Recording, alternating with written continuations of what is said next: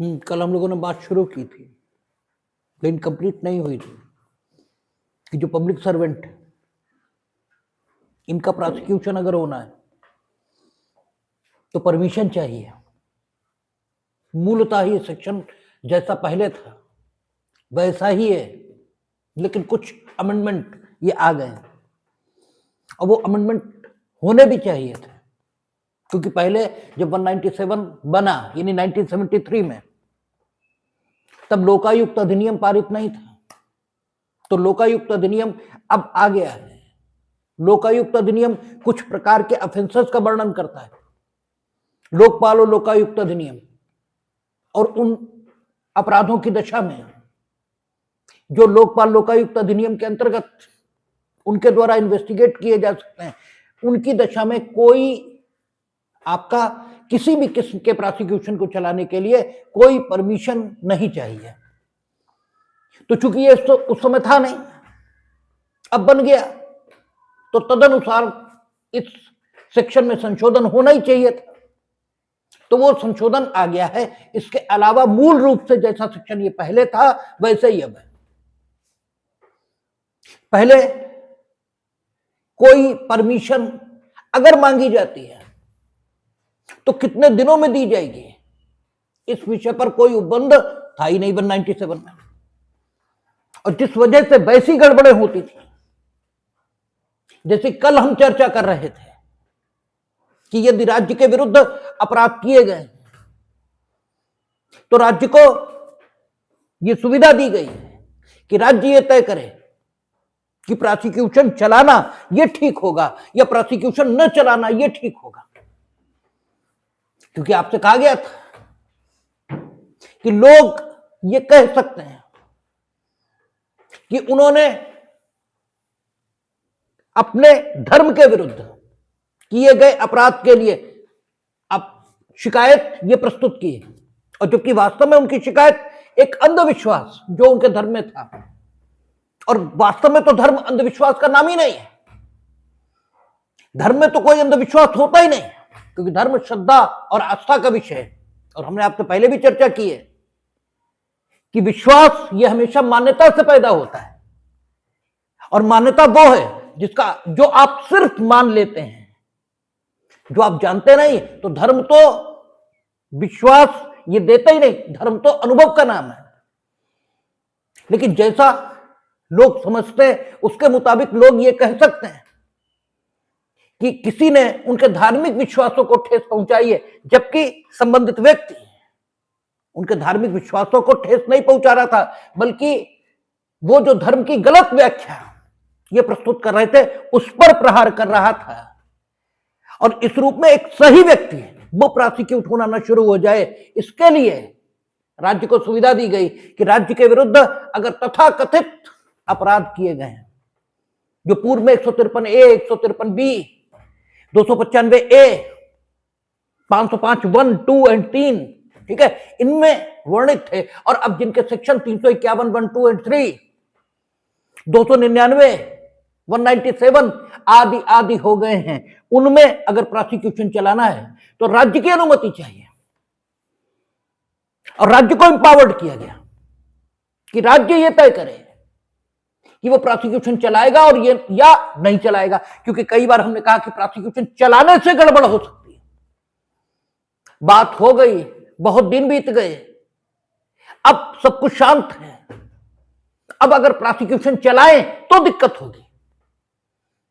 लेकिन दिक्कतों के कारण अगर प्रोसिक्यूशन चलाना अनिवार्य है तो फिर चलाया भी जाएगा।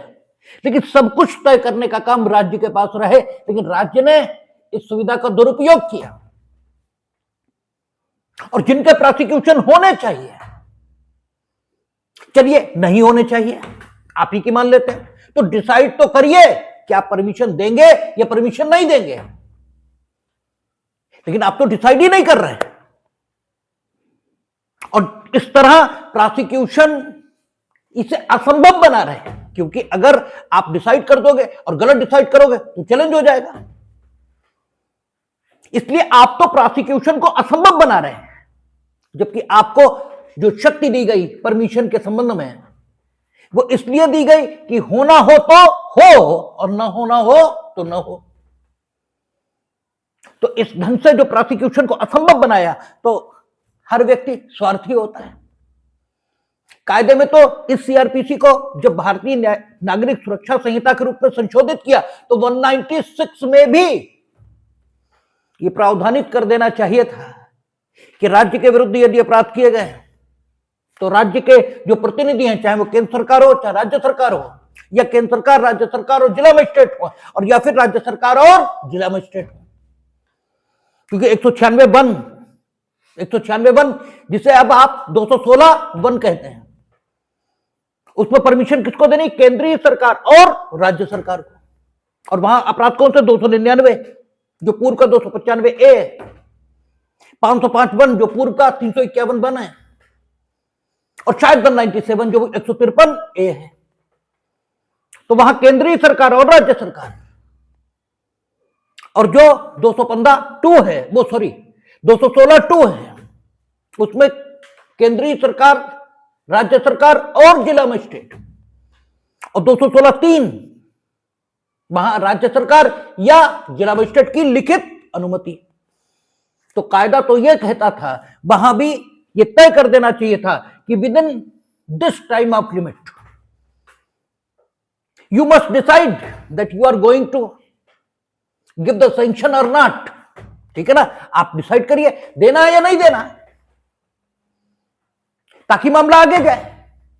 लेकिन राज्य जब भी करता है तो अपने मन की करता ही, तो वहां तो कोई टाइम लिमिट नहीं लाए, लेकिन यहां टाइम लिमिट लाए हैं 217 दिन में। ठीक है, शायद 120 दिन आ गई है, हाँ 120 दिन, अभी देखेंगे पहुंचेंगे वहां। यानी 4 महीने के भीतर अगर लोक सेवकों का अभियोजन किया जाना है किसी अपराध के लिए, और वो अपराध उनके द्वारा पदीय हैसियत में काम करते हुए किया गया, अभिकथित, तो this is the 140 days meaning thereby 4 months. ठीक है ना, क्योंकि ग्रेगरी कैलेंडर चलेगा, और ग्रेगरी कैलेंडर में 1 मास 30 दिन का माना है, इस्लामिक कैलेंडर 28 दिन मानते हैं। ठीक है, तो वहां 30 डेज ये माना है ग्रेगरी कैलेंडर में, तो 30 को 120 दिन। ठीक है, 4 माह नहीं लिखा, 120 दिन लिखा है। 4 माह लिखे तो फिर दिक्कत पैदा होती है इंटरप्रिटेशन की, 3100 30 फलाना और ढिमाका। हालांकि ग्रेगरी कैलेंडर ही मान्य होगा, लेकिन फिर भी जितना क्लियर कर दिया जाए उतना ही बेहतर। तो सीधे 120 दिन, तो लिमिटेशन आनी चाहिए थी, आ गई। तो कोई ऐसा संशोधन नहीं हुआ जिसे फंडामेंटल कहा जाए, जिसे मूलभूत कहा जाए।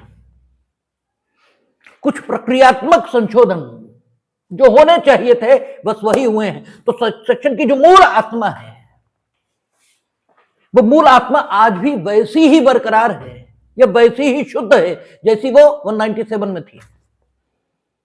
सेक्शन कहता है, और सेक्शन प्रोटेक्शन सबको नहीं दे रहा।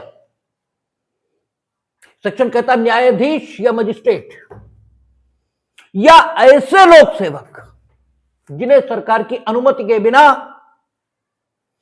रिमूव नहीं किया जा सकता। क्योंकि लोक सेवक, अगर यह टर्मिनोलॉजी इस्तेमाल हुई है तो सभी लोक सेवक इसके अंतर्गत आ जाएंगे, क्योंकि लोक सेवक डिफाइन नहीं है, न सीआरपीसी में डिफाइंड था, न बीएनएसएस में। ठीक है, अरे मूर्ख हो तुम, सीआरपीसी है 21। फिर तो हमने तो यह कहा कि लोक सेवक डिफाइंड नहीं है, न सीआरपीसी में था न बीएनएसएस में। इसके 2Y के प्रभाव से आईपीसी की जो धारा 21 थी, जो अब भारतीय न्याय संहिता में क्या हो गई हमें नहीं मालूम, क्योंकि हमने पढ़ी नहीं अभी। ठीक है, उसमें जो सेक्शन 21 था, उसकी जो 12 श्रेणियां थी, उन 12 श्रेणियों में जितने लोक सेवक थे सब इसमें आ जाएंगे। जबकि यहां जो सुरक्षा दी गई है वो कुछ ऐसे लोक सेवकों को दी गई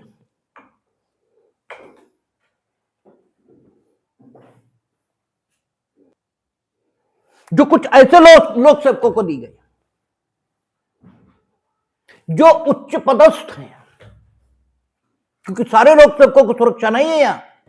उसने कहा न्यायाधीश या मजिस्ट्रेट या ऐसे लोक सेवक जिन्हें केंद्र सरकार या राज्य सरकार की पूर्व मंजूरी से ही उनके पद से हटाया जा सकता है। इसका मतलब लोक सेवकों की सभी श्रेणियां, क्योंकि अगर 21 की डेफिनेशन लेंगे तो 21 में तो 12 श्रेणियां आ गई लोक सेवकों की, और जो 12वीं श्रेणी आएगी वो तो उस व्यक्ति को भी लोक सेवक बना देगी जो सरकार से कमीशन प्राप्त करता है या वेतन प्राप्त करता है। तो जो केवीपी या एनएससी बेचता है, या सरकार की जो बचत योजनाएं हैं उनके लिए लोगों की एफडी की किताबें खोलता है, वो भी लोक सेवक की श्रेणी में आ जाएगा, और तब तो प्रोसिक्यूशन असंभव हो जाएगा, तब तो बहुत दिक्कत होगी, और उसे संरक्षण देने की कोई जरूरत भी नहीं, क्योंकि पदीय हैसियत में उसके द्वारा अपराध किए जाने की संभावना भी बहुत कम है, इसलिए अननेसेसरी का काम नहीं किया जाएगा।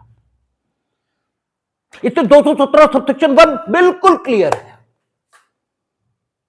लोक सेवकों के 2 प्रकारों को संरक्षण उपलब्ध कराता है, सिर्फ 2 प्रकार। पहला न्यायाधीश या मजिस्ट्रेट, और जो सेकंड कैटेगरी है लोक सेवकों की, वो ऐसे लोक सेवकों की है जिन्हें उनके पद से केंद्र सरकार या राज्य सरकार की पूर्व मंजूरी से ही हटाया जा सकता है। अब के सरकारें सब काम खुद नहीं करती हैं, कर भी नहीं सकते हैं, करना भी चाहे तो कर भी नहीं सकते हैं। इसलिए सरकारों ने क्या कर रखा है, अपनी शक्तियों को प्रत्यायोजित किया है, डेलीगेट किया है। उनकी शक्तियां उनके बिहाफ पर कोई अन्य उपयोग करता है। जैसे आप जिले में देखते हैं, जिला मजिस्ट्रेट, उसे सारी शक्तियां मिली हुई हैं, लेकिन सारी शक्तियों का उपयोग वो नहीं करता। एडीएम, इनकी नियुक्ति रहती है, उनकी बहुत सारी शक्तियों का उपयोग वो करते हैं, लेकिन बिहाफ पर उन्हीं के। उन्होंने वो काम किया, माना यही जाएगा कि जिला मजिस्ट्रेट ने वो काम किया। तो ऐसे ही सरकार अपनी शक्ति को प्रत्यायोजित अगर कर दी है और किसी लोक सेवक को हटाने के लिए उस प्राधिकारी को, जो सरकार नहीं है, उसे अपनी ओर से सशक्त कर दिया कि उसे हटाने के लिए वो अनुमति दे सकता है सरकार के बिहाफ पर, तो यह नहीं माना जाएगा कि अगर उसके द्वारा अपनी पदीय हैसियत में कोई अपराध किया जाता है तो सैंक्शन की जरूरत खत्म हो गई, क्योंकि राज्य सरकार की मंजूरी जरूरी नहीं बची, या नहीं, ऐसा अर्थान्वयन नहीं करेंगे। क्यों? सरकार ने अपनी शक्ति को प्रत्यायोजित किया है। जो प्राधिकारी सैंक्शन देने के लिए ऑथोराइज किया गया है, वो प्राधिकारी अपने ही अधिकार से सैंक्शन दे रहा हो, ऐसी स्थिति नहीं है। वो जो उपयोग कर रहा है वो सरकार का ही प्राधिकार है। इसलिए माना यही जाएगा कि सरकार के प्राधिकार से ही उसे अपने पद से हटाया जा रहा है, इसलिए उसके द्वारा अपनी पदीय हैसियत में कोई अपराध किए जाने की दशा में सैंक्शन जरूरी मानी जाएगी। और जहां सैंक्शन अनिवार्य है वहां बिना सैंक्शन के व्यक्ति को प्रोसिक्यूट नहीं किया जा सकता, क्योंकि सैंक्शन मियर फॉर्मेलिटी नहीं है। सैंक्शन में सैंक्शनिंग अथॉरिटी को तय करना है, वो रखी इसीलिए गई कि पदीय हैसियत में जो कुछ किया गया है, नो डाउट वो ऑफेंस है, चलो मान लिया ऑफेंस होगा, लेकिन पदीय हैसियत में नहीं है तब तो होगा ही होगा प्रोसिक्यूशन। और जो नहीं है वो आप कहने लगोगे कि है तो हो नहीं जाएगा, ठीक है ना। अगर कुछ नहीं है और आप कहो कि है, तो मान थोड़ी लिया जाएगा कि है। जिसे एक पुलिस ऑफिसर ने किसी गिरफ्तार किया और आपने उसे खूब मारा पीटा और उससे अपराध के संबंध में तथ्य संकलित कर लिया, हमने मान लिया, संकलित भी कर लिया, आपने इन्वेस्टिगेशन प्रॉपरली कंडक्ट कर लिया और अपराध के होने या न होने के संबंध में, यही तो इन्वेस्टिगेशन का उद्देश्य था, आपने सही स्थिति जान ली। अब आपका प्रोसिक्यूशन शुरू हुआ, ठीक है, क्योंकि आपको याद है हम तो पिछली आईपीसी के सेक्शन कोड करेंगे 330, 331, संस्वीकृति उद्यापित करने के लिए, यानी कन्फेशन एग्जॉर्ट करने के लिए अगर किसी व्यक्ति को उपाधि या घोर उपाधि कारित की जाएगी, यानी सिंपल हर्ट या ग्रीवियस हर्ट कारित किया जाएगा, तो 330, 331 इसे अपराध घोषित कर रही थी और उसमें सजाएं थी, और अभी भी वो हर्ट के चैप्टर में शामिल है, हटी नहीं है। पुलिस, अगर आपने किसी को सदोष परिरोध में रखा है, ठीक है, कन्फेशन अकॉर्ड करने के लिए, तो 346, 347 वहां कहीं पर सारी चीजें अपराध थी। 348 हो, एकदम कंफर्म याद नहीं, और इतने दिनों में हमें याद होना संभव भी नहीं है, लेकिन यह अपराध थे। अब उसने सही स्थिति निकाल ली है, लेकिन अगर उसका प्रोसिक्यूशन होता तो there is no need for the permission. क्यों नहीं? क्योंकि पदीय हैसियत में अगर अपराध किया हो, पदीय हैसियत में काम करते हुए आपने अपराध किया हो, आपकी पदीय हैसियत इन्वेस्टिगेटर की थी, तो आप इन्वेस्टिगेटर की तरह जब काम कर रहे थे और फिर अपराध हुआ तो परमिशन की बात चलेगी, अन्यथा तो परमिशन की बात चलेगी ही नहीं, ठीक है ना? अन्यथा तो परमिशन की बात हो ही नहीं सकती है। और इन्वेस्टिगेटर आप तब हैं जब आप इन्वेस्टिगेशन कर रहे हैं, और इन्वेस्टिगेशन आप तब कर रहे हैं जब विधि की प्रक्रिया से इन्वेस्टिगेशन कर रहे हैं। जब आप विधि जैसे बताती है वैसे इन्वेस्टिगेशन कर रहे हैं, now you are conducting the investigation, otherwise आप मनमानी कर रहे हैं। ये सही है कि उस मनमानी का उद्देश्य भला भी हो सकता है, लेकिन भले के लिए भी मनमानी की इजाजत ये नहीं मिल सकती, ठीक है? You are doing the investigation, then you must follow the mandate which is expressed by the legislature under chapter 12 of the, ठीक है, चैप्टर 12 है ये, जितना भी, ठीक है, जो अन्वेषण संबंधी अध्याय आपको शक्ति देता है और जो प्रतिबंध लगाता है उनका भी पालन करिए। 163 क्या कहती है? 163 कहती है कि इस, अब 163 183 हो गई होगी या 182 होगी, जो हो, वो क्या कहती? धमकी, उत्प्रेरणा, वचन, और अब तो असम्यक असर भी आ गया, ठीक है ना? आप इन्वेस्टिगेशन में किसी धमकी, उत्प्रेरणा, वचन अथवा असम्यक असर का प्रयोग नहीं करेंगे। तो आप जब मार रहे थे, ठीक है, उसे बंद कर रखा था आपने, ठीक है, तो आप इन्वेस्टिगेशन कर रहे थे या मनमानी कर रहे थे? आप तो मनमानी कर रहे थे, और जब मनमानी कर रहे थे तो पदीय हैसियत में काम कहां कर रहे थे?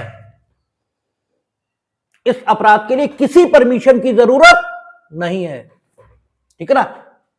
आप लोक सेवक के रूप में कोई काम करते हैं, आप जिस समय अपराध कर रहे हैं उस समय आप लोक सेवक हैं, इससे परमिशन की जरूरत पैदा नहीं होती है। लोक सेवक की जो पदीय हैसियत आपने धारित की है, उस पदीय हैसियत में काम कर रहे थे, यानी काम आप गिरफ्तार कर रहे थे व्यक्ति को, और आप पर पथराव शुरू हो गया, ठीक है, आप अपनी पदीय हैसियत का प्रयोग कर रहे थे, और आपको मालूम है कि पथराव शुरू हो चुका है और आप उतने बल का प्रयोग कर सकते हैं जितना जरूरी है। आपने बल का प्रयोग किया, उस बल प्रयोग में एक्सेस हो गया, एक बात। दूसरा, आपको लगा ये बल प्रयोग किया, बच्चे पथराव कर रहे हैं, महिलाएं हैं, ठीक है, अगर हम कुछ बल प्रयोग करें एक्सेस हो जाएगा। हमने क्या किया, जिसे अरेस्ट किया उसी को अपनी गाड़ी पर आगे बांध लिया। अब चलाओ पत्थर चलाओगे, वो ही मरेगा सबसे पहले, ठीक है। यद्यपि ये गलत है, ये अपराध भी हो सकता है, ठीक है ना, लेकिन इसके बारे में तय किया जाएगा कि इसका प्रोसिक्यूशन हो या इसका प्रोसिक्यूशन न हो। ये अपराध है, नो डाउट, ठीक है, ये अपराध होगा। आपने एक व्यक्ति को ऐसी परिस्थिति में डाल दिया है जिसकी मृत्यु हो सकती है, ठीक है ना। इट में भी अगर हम कानून की बारीकियों पर जाएं तो हो सकता है ये 307 हो, ठीक है ना। लेकिन अगर ये अपराध है भी, just for the sake of argument हम मान लेते हैं ये अपराध है, तो भी लोक सेवक ने जो कुछ किया है अपनी पदी हैसियत में काम करते हुए किया है, ठीक है। यह कृत्य अपराध है या नहीं है, सैंक्शनिंग अथॉरिटी को इस पर निर्णय नहीं करना है, क्योंकि sanctioning authority is doing a merely an executive act. Executive act का मतलब यह हुआ कि वो सिर्फ इतना देखेगी कि हम न करें प्रोसिक्यूशन, अपराध होने के बावजूद हम प्रोसिक्यूशन न करें तो समाज की स्थायी शांति, इस पर क्या प्रभाव होगा, यानी समाज की स्थायी शांति खतरे में पड़ेगी। यदि हां तो फिर प्रोसिक्यूशन होगा, और अगर समाज की स्थायी शांति बनी रहेगी प्रोसिक्यूशन न करने से, ऐसे लोग जो विधिपूर्ण गिरफ्तारियों में बाधा पैदा करते हैं वे हतोत्साहित होंगे। तो इस एक अपराध को अगर बिना अभियोजन के छोड़ दिया जाएगा तो आसमान नहीं फट पड़ेगा, ठीक है। दिस इज द, ठीक है, रेशनलिटी बिहाइंड दिस सेक्शन। यह देखा जाएगा, सैंक्शन की जो आवश्यकता रखी गई वो यह देखा जाएगा कि अपराध को अभियोजित करने से, हम ये नहीं तय कर रहे क्योंकि इस समय तो इसके बाद संज्ञान होगा, संज्ञान के बाद विचारण होगा, अभी तो हम कुछ तय नहीं कर सकते। And we are the executive, how we can decide. लेकिन whatever the material has been collected, ठीक है, जो भी prima facie case find out हो रहा हो या न हो, ठीक है, हमें इससे मतलब नहीं, हम केवल इतना देखेंगे, हमें इससे भी मतलब नहीं कि इसका फेट क्या होगा, ये कन्विक्शन की ओर जाएगा या एक्विटल की ओर जाएगा, दोष सिद्धि होगी, दोष मुक्ति। We don't have any relation with that. हमारा मतलब सिर्फ इससे है कि हम ये देखेंगे, आप देखेंगे सुप्रीम कोर्ट ने क्वेश्चन कर दिया था, जम्मू कश्मीर में एक घटना पेश आई थी, सुरक्षा बलों ने सामने बांध लिया था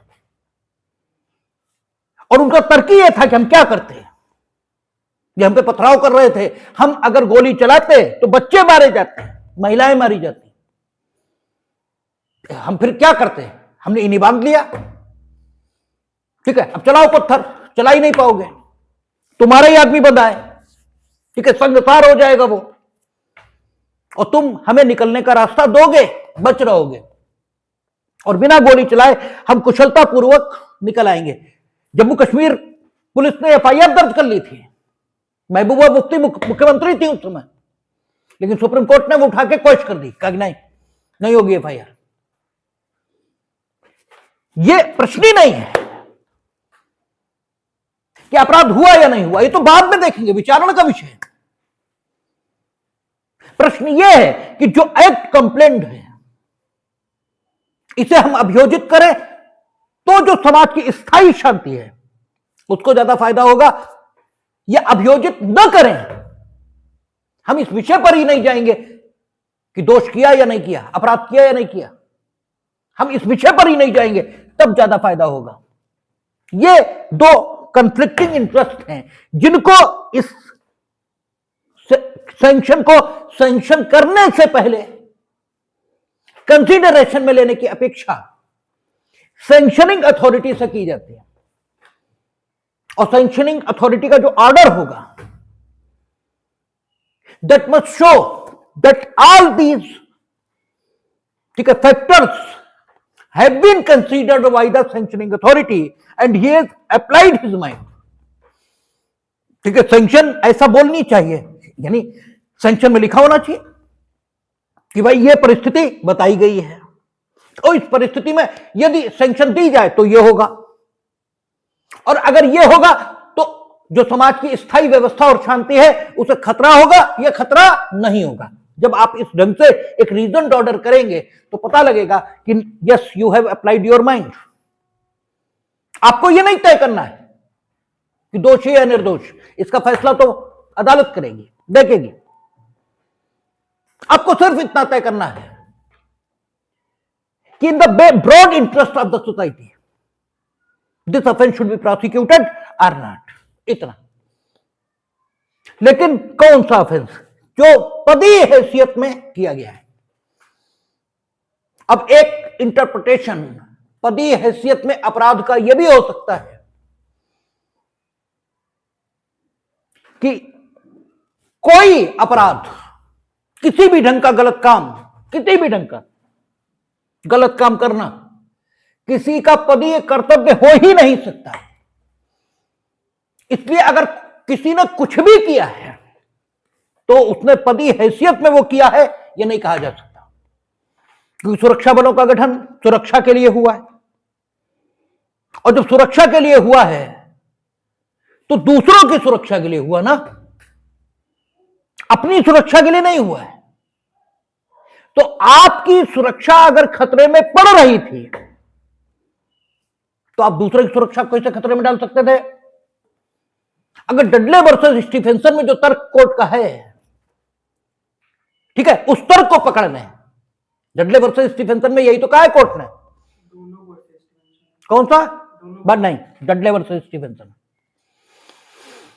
आईपीसी में, जिसमें बच्चे को मारकर खा लिया, ठीक है ना, आवश्यकता का तर्क जहां से जन्मता है, जिस पर हमारे, ठीक है, उसमें 81 आईपीसी में जो आपका था जनरल एक्सेप्शन, उसमें यही तो है कि नाविकों और बच्चा दो ही तो हैं जहाज पे, और नाविकों का तर्क यही है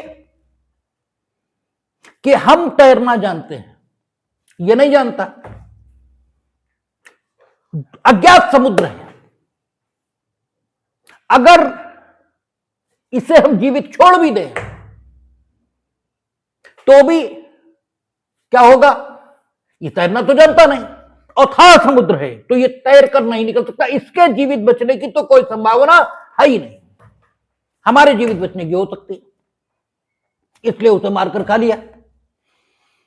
ठीक है, जब प्रोसिक्यूट हुए तो कोर्ट का कहना यही था कि समुद्र तो अथाह था, आपका इस तर्क कैसे मान लिया जाए?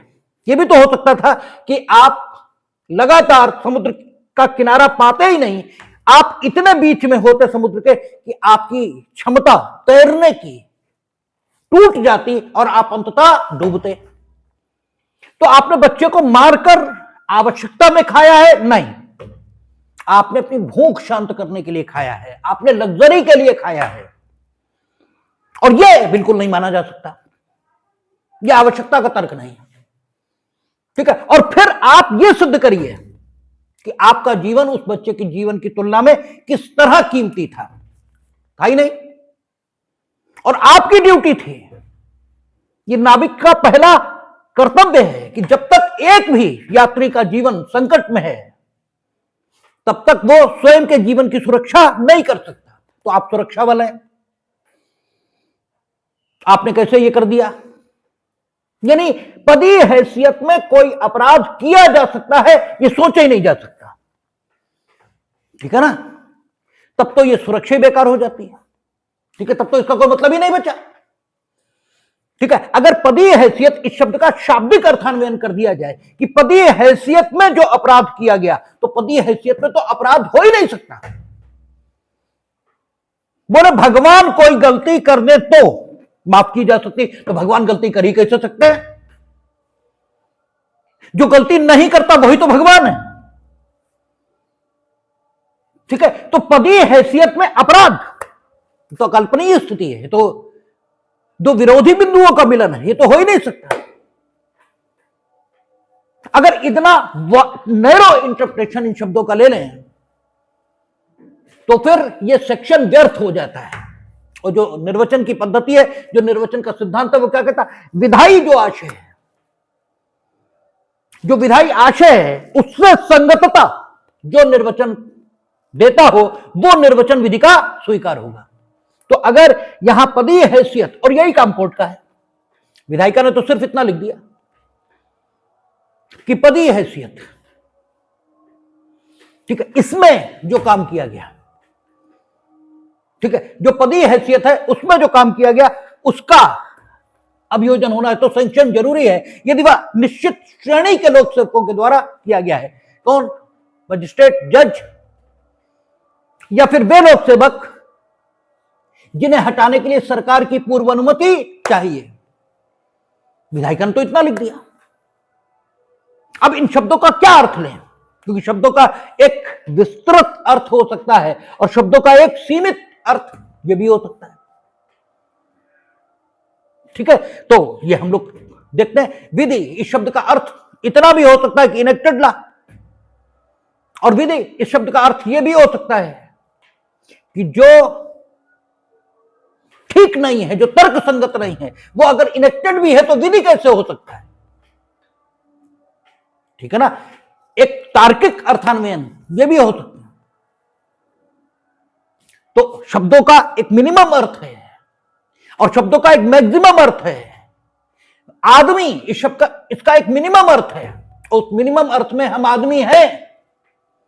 शब्दों का एक मैक्सिमम अर्थ है और उस अर्थ में हम राम ही आदमी हैं, हमें तो कोई आदमी नहीं है। हम न्यूनतम बिंदु, जो आदमी का, आदमियत की जो न्यूनतम सीमा है, हम वहां खड़े हैं। हमने एक बार आपसे और चर्चा की थी कि अबू हनीफा ने भी मुसलमान की डेफिनेशन दी है और बुखारी ने भी मुसलमान की डेफिनेशन दी है। अबू हनीफा का जो मुसलमान है वो मिनिमम पर खड़ा है और बुखारी का जो मुसलमान है वो मैक्सिमम पर खड़ा है। ये फर्क है दोनों के, इस फर्क को अनुभव करना होगा। तो शब्द का एक मिनिमम मीनिंग होता है, शब्द का एक मैक्सिमम मीनिंग होता है। अगर हम इस फ्रेज का कि पदीय हैसियत में जो अपराध किए गए उनके लिए सैंक्शन की जरूरत होगी, इसका मिनिमम अर्थ ले ले तो पदीय हैसियत में अपराध किया ही नहीं जा सकता, हो ही नहीं सकता। भगवान गलती थोड़े कर देंगे। बोले भगवान गलती करें तो क्षमा हो जाएगा, अरे भगवान तो गलती करेंगे ही नहीं, जो गलती करे भगवान ही नहीं। ठीक है, भगवान का अर्थ ही है जो कभी नाराज नहीं होता, किसी से न राग मानता है न किसी से द्वेष मानता है, उसका अर्थ ही यही है। ये कल्पना के परे है या कल्पनीय है? तो किसी ने पूछा कि साहब ईश्वर क्या है? उन्होंने कहा प्रकाश। तो फिर अंधेरा ये किसका है? भाई अंधेरा भी तो ईश्वर ही है, अंधेरा किसने बना दिया? बोले ईश्वर कौन है, ईश्वर क्या है? तुमने कहा अंधेरा और प्रकाश, तो कहा ये तो बात ही गलत है, अंधेरा और प्रकाश एक साथ हो ही नहीं सकता। इसीलिए ईश्वर को क्या कहा? अज्ञेय, जो जाना नहीं जा सकता, अनिर्वचनीय, जो बोला नहीं जा सकता। क्योंकि अगर तुमने ईश्वर को जान लिया फिर तो वो तथ्य हो गया। ठीक है, क्योंकि ईश्वर जिसे वो, अगर फिर तो मानव की उपलब्धि ईश्वर हो गया। ठीक है, ईश्वर मानव की उपलब्धि नहीं है। ठीक है ना, अगर आप जान लेंगे, वही जो सोफिस्टिकों के साथ हुआ, उन्होंने कहा न्याय हम देंगे, तो न्याय प्रदत्त हो गया, न्याय तो ढूंढना है। ठीक है, न्याय आप दे नहीं सकते, हमने आपसे पहले भी चर्चा की कि आप आयोजन कर सकते हैं, आयोजन सफल होगा, आयोजन असफल होगा, यह आपके बस की बात नहीं है। आप सिर्फ आयोजन कर सकते हैं, सिर्फ, और कुछ नहीं कर सकते। और आयोजन करने मात्र को आप ये कहना शुरू कर देते हैं कि हमने किया, जबकि आपने कुछ नहीं किया। जो कुछ हुआ वो उसकी कृपा और प्रसाद यही था। इसीलिए जो महान व्यक्ति हैं सब कुछ करने के बाद भी कहते हैं कि उसी की कृपा से हुआ, हमने कुछ नहीं किया। क्योंकि वाकई सही यही है। आप आयोजन कर सकते हैं, आप बिस्तर बिछा सकते हैं, आप लेट सकते हैं, आंखें बंद कर सकते हैं, लाइट बंद कर सकते हैं, शोर कम कर सकते हैं, लेकिन नींद नहीं ला सकते। नींद लाने में आपकी कोई भूमिका नहीं है। वो आएगी नहीं आएगी, इस समस्त आयोजन के बाद भी आप क्या कर लेंगे। इसलिए नींद अगर आई तो वो ईश्वर की कृपा ही है, आपकी उपलब्धि नहीं। आप कोई उपलब्धि हासिल कर ही नहीं सकते, कोई उपलब्धि। आप सिर्फ आयोजन कर सकते हैं। हां, उपलब्धि आयोजन न करके आप उपलब्धि का घटित होना रोक सकते हैं, यह आपके बस में है। ठीक है, रोकना आपके बस में है, करना आपके बस में नहीं है। रोकना है आपके बस में, बैठे रहिए, न बिस्तर बिछाइए, न लेटिए, नींद नहीं आएगी। रोकना है आपके बस में, करना नहीं है आपके बस में। करने में तो सिर्फ आयोजन तक आपकी भूमिका है, आयोजन के बाद तो भूमिका दूसरे की शुरू हो जाती है, और वो दूसरा आप नहीं हो। ठीक है ना। तो जो पदीय है, शब्दों के मिनिमम अर्थ, शब्दों के मैक्सिमम अर्थ। तो पदीय हैसियत, इसमें कोई कृत्य, ठीक है, आपराधिक किया ही नहीं जा सकता। एक निर्वचन यह हो सकता है, लेकिन यह निर्वचन गलत, क्योंकि यह विधायी आशय से संगतता नहीं रखता। और विधायी आशय इससे स्पष्ट है कि अगर विधायिका यह न चाहती कि कुछ दशाओं में अपराध हो भी तो उसे प्रोसिक्यूट न किए जाने का निर्णय भी लिया जा सकता है। अगर यह विधायिका का आशय न रहा होता तो यह सेक्शन ही नहीं होता। ठीक है, तब यह सेक्शन होता ही क्यों, तब तो 210 थी। यह सेक्शन है, इसका मतलब विधायिका यह चाहती है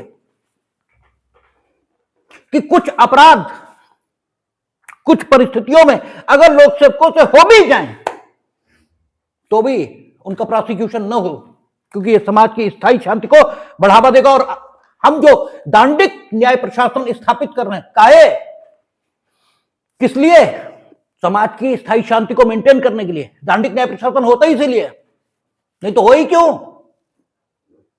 हो गई तभी। ठीक है, तो उस विधायी आशय को ध्यान में रखकर इस पदीय हैसियत में किए गए कृत्य को बहुत विस्तृत, बहुत सीमित अर्थ नहीं दिया जा सकता। ठीक है ना। इतना तो हम नहीं सोच सकते कि पदीय हैसियत का हम अर्थ यह ले लें कि पदीय हैसियत में चूंकि कोई अपराध किया ही नहीं जा सकता, कोई ऐसी पदीय हैसियत नहीं हो सकती जिसमें व्यक्ति को अपराध करने की अनुमति हो, इसलिए कोई भी अपराध किसी के द्वारा किया गया तो उसका अभियोजन साधारणतः चलेगा, तो यह सेक्शन निरर्थक हो जाता है। इसलिए यह अर्थान्वयन तो टू स्ट्रिक्ट इंटरप्रिटेशन ये स्वीकार नहीं होगा। लेकिन अब टू ब्रॉड कर दें, हमने कहा, इसीलिए कहा कानून सम्यक की बात करता है, दोनों प्रकार की अतियों से बचिए। और आदमी एक अति से दूसरी अति पर जाता है, या तो बहुत ज्यादा खाना खाएगा या खाएगा ही नहीं, या तो सोएगा या सोएगा ही नहीं। और इसीलिए महापुरुषों ने क्या कहा, सम्यक आहार, सम्यक, ठीक है, निद्रा, सम्यक, उन्होंने सम्यक की बात की है। दोनों एक्सट्रीमिस्ट, ठीक है, दोनों जो अतियां हैं उनको, और इसीलिए हमारे यहां कहा भी अति सर्वत्र वर्जते। ठीक है, अब अगर इसका टू ब्रॉड इंटरप्रिटेशन कर दें तो पदीय हैसियत में काम करते हुए उनके द्वारा जितने अपराध किए जाएंगे सब के लिए परमिशन की जरूरत होगी, तो जनता के हितों पर बहुत विपरीत असर आता है। क्योंकि डीएम साहब दिन में सोने के अलावा 16 घंटे पदी हैसियत में ही काम करते हैं, ठीक है ना। या ये तर्क के लिए कहा जा सकता है कि वे पदी हैसियत में काम कर रहे थे, तब ऐसे लोक सेवकों से जनता की जो सुरक्षा है यही खतरे में पड़ जाएगी। इसलिए पदी हैसियत के कृत्य इनका ना बहुत ज्यादा विस्तृत अर्थान्वयन लिया गया है और ना बहुत संकुचित, दोनों एक सम्यक, एक संतुलन उनके बीच बनाया गया है। और संतुलन में बनाने के लिए जो टेस्ट इवॉल्व हुआ है, जो टेस्ट डेवलप हुआ कि काम जिसको अपराध के रूप में चिन्हित किया गया, क्या उसका प्रत्यक्ष संबंध, डायरेक्ट रिलेशन लोक सेवक की पदी हैसियत, लोक सेवक का जो ऑफिशियल एक्ट था या लोक सेवक का जो कर्तव्य था, जो ऑफिशियल ड्यूटी थी उसकी, उससे है, या फिर युक्ति संगत ढंग से उस कार्य का संबंध उसके, ठीक है, पदीय कर्तव्य से जुड़ सकता है। यदि इन दोनों बातों में से एक भी बात है तो परमिशन जरूरत है, अदरवाइज परमिशन जरूरत नहीं है। जैसे यही उदाहरण ले लें कि लोक सेवक का काम मिनिमम नुकसान करते हुए जो अफेंडर है उसे गिरफ्तार कर लेना है, मिनिमम नुकसान जितना मिनिमम कर पाए। तो अगर उसने बांध भी दिया सामने पथराव से बचने के लिए, मिनिमम मैक्सिमम नुकसान को बचा रहा है वो, ठीक है। अब ठीक है, जो हीट ऑफ द मूवमेंट होती है, इस पर ऑफ द मूवमेंट पर निर्णय करना और सोच समझकर खूब आराम से यहां बैठकर हम आपको वही पेपर दें, आप ज्यादा हल कर दोगे, और एग्जामिनेशन हॉल में बैठकर वही सवाल गलत हो जाएंगे। इसीलिए हम आपसे बार बार कहते हैं कि एग्जामिनेशन हॉल का अनुभव वो अद्भुत है, उसे हासिल ही नहीं किया जा सकता इस ढंग से, वो वहीं बैठकर होगा। और इसी को कहा है कि अगर स्वर्ग चाहिए तो मरना पड़ेगा, बिना मरे स्वर्ग नहीं होता, ठीक है।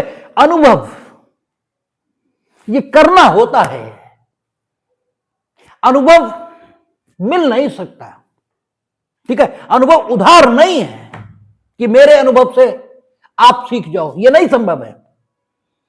अनुभव आपको करना ही होगा। हम आपको लाख बताएं कि साइकिल चलाते समय आप सीधे देखो, संतुलन खुद ब खुद सधेगा। ये हम आपको लाख समझाएं कि ध्यान मत दो, पैर अपने आप चलेंगे, पैडल अपने आप घूमेगा, आप सीधे केवल देखो, तो सीधे देखो, नहीं देखोगे 2 बार जब तक पटक नहीं लग जाएगी। जब पटक लगेगी सीधे देखना शुरू करोगे, सब कुछ अपने आप होने लगेगा। अब हमें बताने की कोई जरूरत नहीं, किताब कितनी भी पढ़ो होता नहीं कुछ, ठीक है। अनुभव यही सिखाएगा, ठीक है। तो बैठकर बातें करना ये अलग बात है, और जहां पथराव हो रहा है वहां मिनिमम नुकसान पहुंचाते हुए अफेंडर्स को गिरफ्तार करना ये बहुत बड़ी बात है। इसमें गलतियां हो सकती हैं, वे गलतियां आपराधिक भी हो सकती हैं, लेकिन उसके लिए प्रोसिक्यूट करने से पहले सोचना पड़ेगा। हम ये नहीं कह रहे न परमिशन की शर्त रखने का उद्देश्य ये कि नहीं किया जाएगा, ये तो नहीं कहा करने से पहले अनुमति चाहिए। मीनिंग देयर बाय एक बार सोच लो सारी स्थिति पर कि क्या बेहतर होगा, प्रोसिक्यूट करना या प्रोसिक्यूट न करना, उसके आधार पर निर्णय करो, फिर संज्ञान करेंगे, कोई दिक्कत ही नहीं। तो ना बहुत ब्रॉड और ना बहुत रेस्ट्रिक्ट इंटरप्रिटेशन इन शब्दों का होगा, देखा यह जाएगा।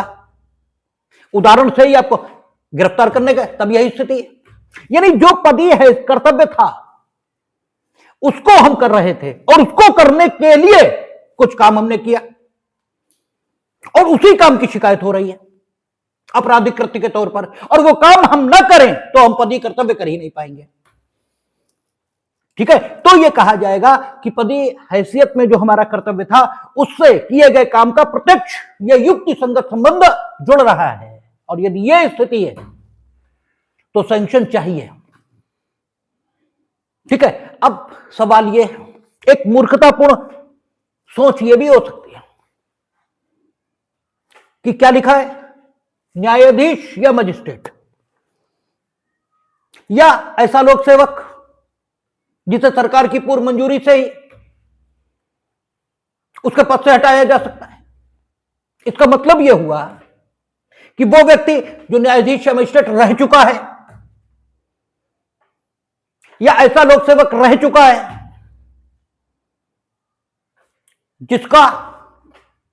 जिसे पद से सरकार की पूर्व मंजूरी से ही हटाया जा सकता था, उसके किसी कार्य के लिए अनुमति की जरूरत नहीं है। ठीक है, और अपराधों की जहां तक लिमिटेशन की बात है तो ऐसे अपराध भी हैं जिनके लिए कोई लिमिटेशन है ही नहीं।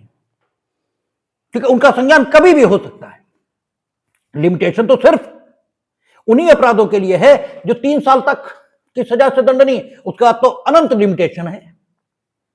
चाहे जब उनका संज्ञान हो जाए, जब पता लग जाएगा तब होगा। पहले से पता रहे नहीं किया, बाद में भी हो सकता है। ठीक है ना?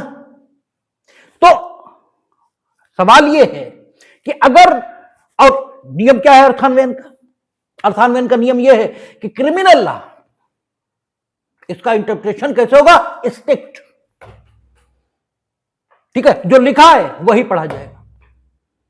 तो लिखा तो यह है, इसका मतलब यह हुआ कि अगर यह अर्थान्वयन ले लिया जाए, जो शाब्दिक अर्थान्वयन की बात है, तो भी यह सेक्शन निष्फल हो जाएगा, क्योंकि फिर तो लोग इंतजार करते रहेंगे, बेटा तुम रिटायर हो, अभी तो सैंक्शन चाहिए होगी हमें, और जब तुम रिटायर हो जाओगे, ठीक है, तब तुम ऐसे लोक सेवक तो नहीं रह गए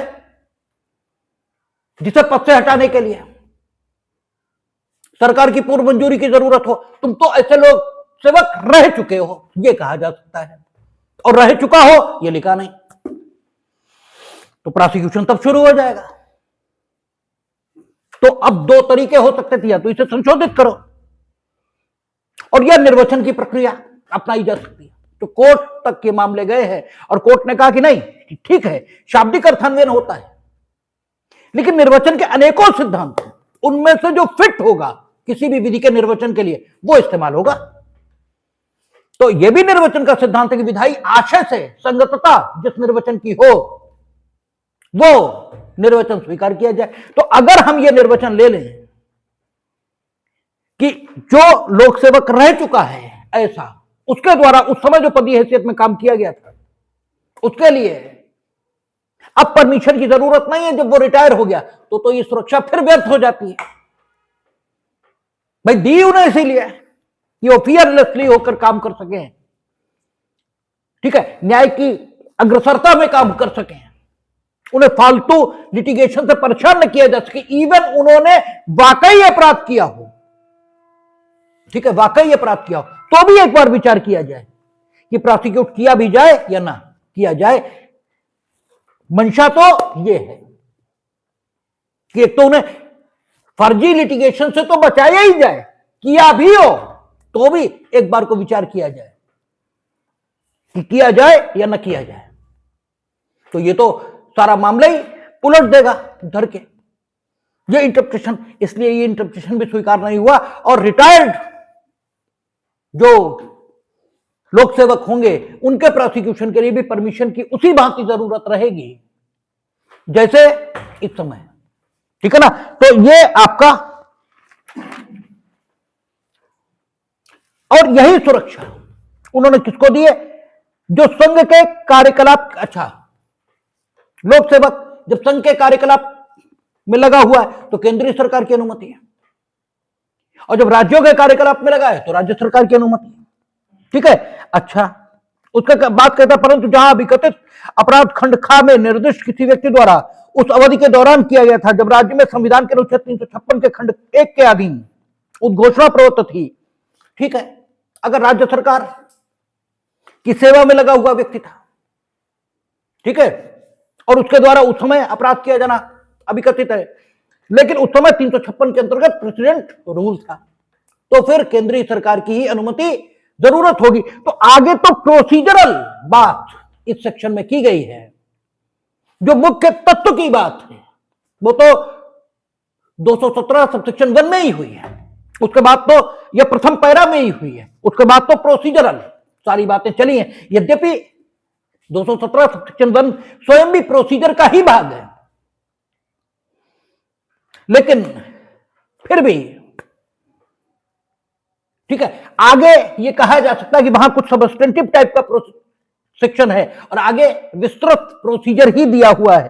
फिर कहता है परंतु यह और ऐसी सरकार मंजूरी के लिए अनुरोध की प्राप्ति की तारीख से यह नया आया है 120 दिनों की अवधि के भीतर निर्णय करेंगे, और उस अवस्था में यदि वह ऐसा करने में असफल हो जाता है तो मंजूरी ऐसी सरकार द्वारा दी गई समझी जाएगी। यानी सरकार के ऊपर बर्डन रखा है कि you must decide with in the time limit of 120 days, otherwise it will be presumed that you have given the sanction।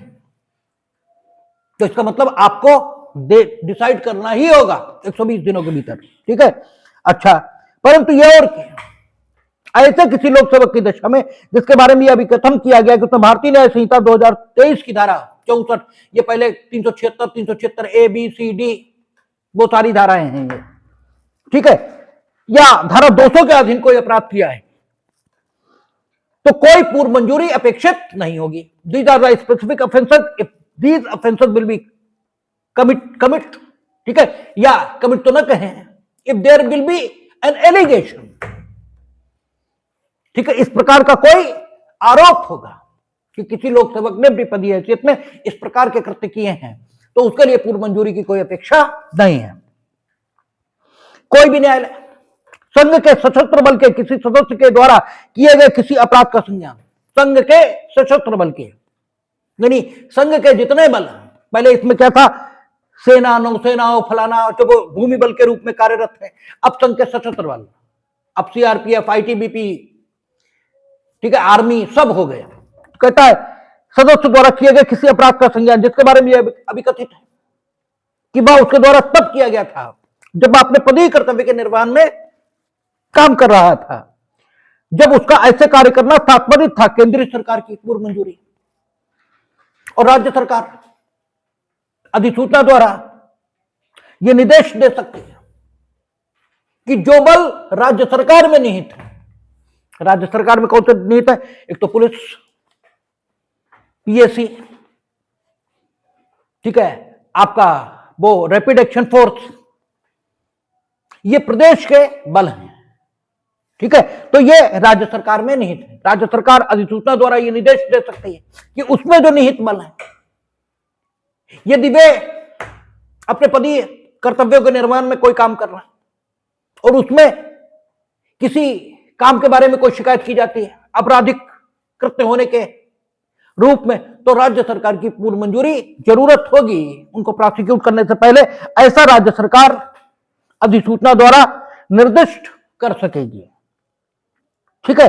कहता है उपधारा 3 में किसी बात के होते हुए भी कोई न्यायालय ऐसे बलों के किसी सदस्य द्वारा जिसे राज्य में लोक व्यवस्था बनाए रखने का कार्यभार सौंपा गया है किए गए किसी ऐसे अपराध का संज्ञान जिसके बारे में यह अभी कथित है कि वह उसके द्वारा तब किया गया जब 356 की उद्घोषणा प्रवर्तन में थी, ठीक है, तो यह कह सकता है कि केंद्रीय सरकार की मंजूरी लेके आई है, ठीक है, तो होना भी चाहिए। अच्छा, सबसेक्शन 5, इसका इनेक्टमेंट इसलिए रखा गया है ताकि लोक सेवकों का अगर प्रोसिक्यूशन करने का भी निर्णय लिया गया, ठीक है, तो प्रोसिक्यूशन से ये तो तय नहीं हुआ कि वो दोषी है, अभी क्या पता निर्दोष हो, अभी तो बात मुकदमा चलाने की थी, अभी तो संज्ञान की बात थी, संज्ञान से पहले सोच विचार, और संज्ञान चलो हो भी जाएगा तो भी जो जरूरी तो नहीं है कि ये प्रोसिक्यूशन कन्विक्शन को उपलब्ध होगा, ऐसा तो नहीं कह सकते, आवश्यक नहीं है कि ये आपका उपलब्ध होगा जाके कन्विक्शन को। और इस बीच अगर ये नॉर्मल कोर्ट्स में चला, ठीक है, तो नॉर्मल कोर्ट्स में अननेसेसरी जो वही होता ना कि जो नीच होता है उसकी दो पहचाने, दूसरे को नीच समझता, कुछ जानता नहीं और कुछ मानता नहीं, ठीक है, ये उसकी पहचान होती है। और दूसरों का मखौल उड़ाना और अपनी अपनी अथॉरिटी का प्रदर्शन, ये भी उसकी आदत में होता है। तो अगर ठीक है आपका छोटे कोर्स में चला तो वहां उस लोक सेवक का अब आई गए, अब पता लगी, इस टाइप की बातें करने वाले लोग मिल सकते हैं, उसका अनड्यू हैरेसमेंट हो सकता है, ठीक है, अनड्यू हैरेसमेंट जो नहीं होना चाहिए। कोई जरूरी नहीं अभी सिद्ध ही होगा सब कुछ, हो सकता दोष मुक्त हो जाए, लेकिन फिर भी उसका इतना हैरेसमेंट हो जाएगा जिसका कोई हिसाब नहीं। हो ही जाएगा ऐसा नहीं कह रहे, लेकिन हो सकता है। दैट इज वाई सबसेक्शन 5 में सरकार को यह भी शक्ति दी है, ठीक है, विधायिका ने यह भी शक्ति प्रदान की है कि सरकार यह भी तय कर सकेगी मंजूरी देते समय कि संबंधित लोक सेवक का विचारण किस न्यायालय द्वारा किया जाएगा, ठीक है, न्यायालय तय कर देगी, इन्हीं के द्वारा होगा, बाकी नहीं। और वो सुपीरियर कोर्ट तय कर सकती है। बड़ा आदमी ही होता है, ठीक है, वो टुच्चों की तरह व्यवहार नहीं करता, ठीक है, वो अच्छे से व्यवहार करेगा, लेकिन टुच्चे ही होते हैं। इसलिए सबसेक्शन 5 कहता है केंद्रीय सरकार या राज्य सरकार उस व्यक्ति का जिसके द्वारा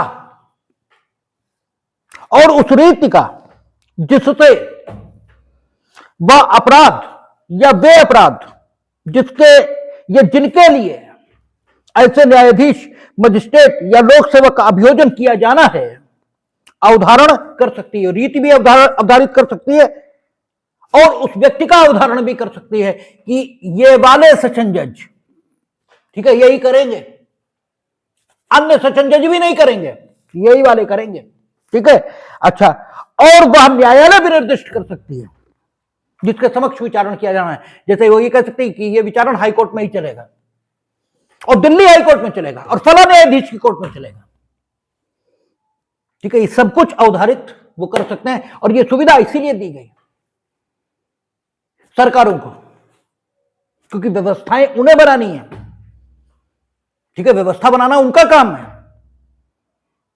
कानून जरूरत के लिए, छोटे बड़े का सवाल नहीं है,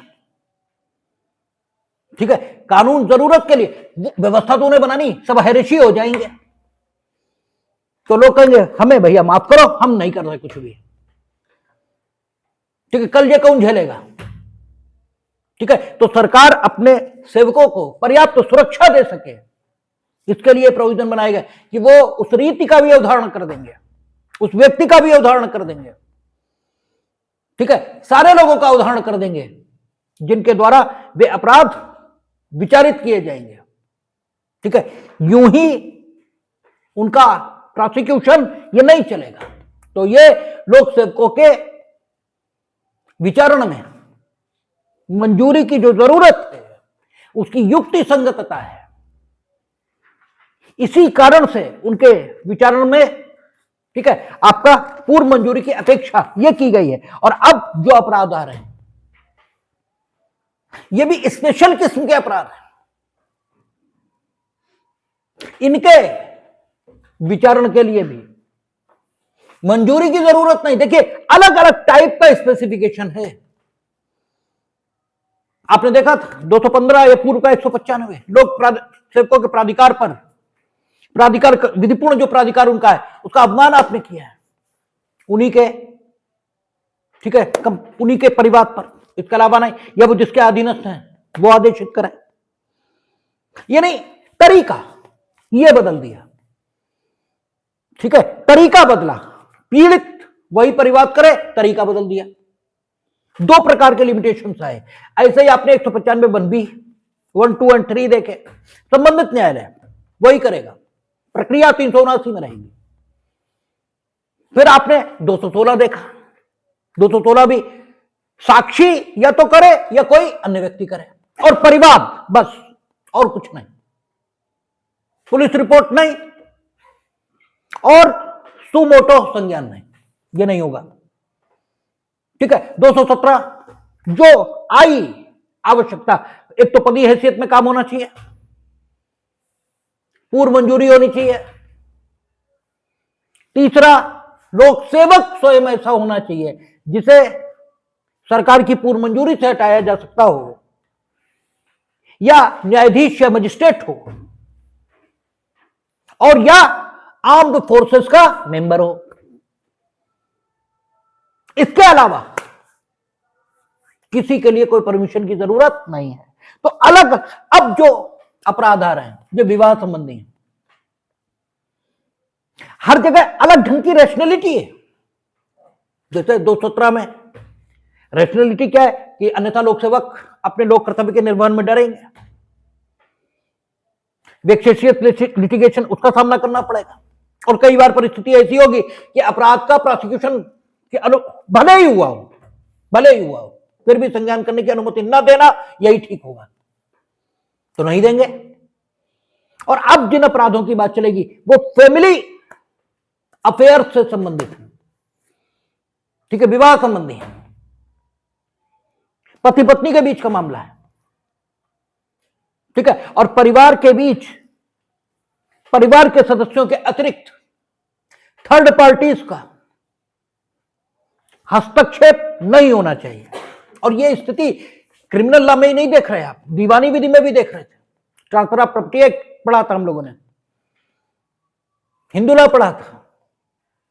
अगर हिंदू डिवाइडेड फैमिली की प्रॉपर्टी है, उनका ड्वेलिंग हाउस है, निवास गृह है उनका, और का कोई एक सदस्य आपको अपना हिस्सा बेच देता है, तो आप निवास गृह में फैमिली के अन्य मेंबर्स के साथ निवास करने का हक नहीं पाते। ठीक है, आप केवल इतना कर सकते हो कि विभाजन का मुकदमा प्रस्तुत करो, अपने हिस्से को पृथक करा लो, लेकिन आप ये नहीं कहोगे कि हमने खरीद लिया इसलिए हम फैमिली के साथ रहेंगे। बिना हिस्सा पृथक कराए घुस नहीं पाओगे, और घुसे तो बेत मारे जाएंगे।